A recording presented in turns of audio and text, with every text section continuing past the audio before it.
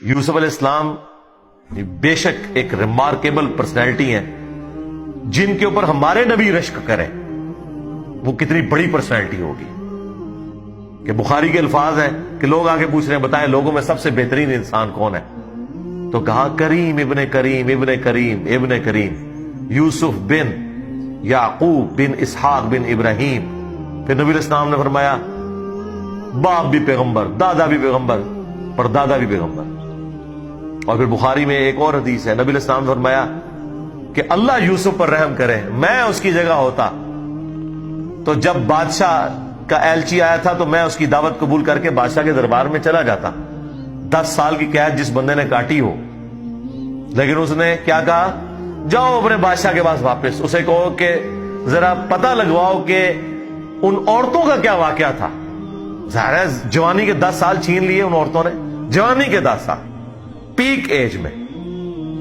تو نبی علیہ السلام نے حضرت یوسف کی تعریف کی ہے کہ کمال کی ان کے اندر اعلیٰ درجے کی غیرت تھی۔ حالانکہ اس وقت بھی وہ چلے جاتے کوئی مسئلہ نہیں تھا، بادشاہ بلا رہا تھا، لیکن ان کا نہیں، میں قید سے اس وقت تک نہیں نکلوں گا جب تک کہ مجھے مقدمے میں کلیئر نہ کیا جائے کہ ان عورتوں کا قصور تھا۔ اور وہ کلیئر ہوا، پھر یوسف علیہ السلام آئے۔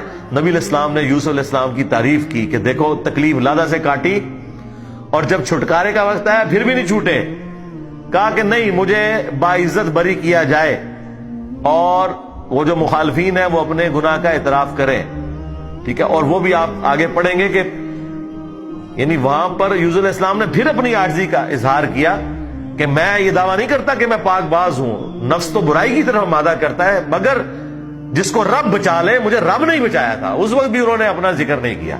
یہ پیغمبروں کی خوبی ہے الحمدللہ۔ اس لیے آپ دیکھیں ہم نے اپنا تکیہ کلام بنایا ہوا ہے، لا حول ولا قوت الا باللہ۔ میں جب بھی سٹیج پہ چڑھتا ہوں پہلا اسم اعظم یہی پڑھتا ہوں کہ نہیں ہے قوت نیکیاں کرنے کی اور نہ ہے ہمت گناہوں سے بچنے کی مگر اس کی توفیق سے۔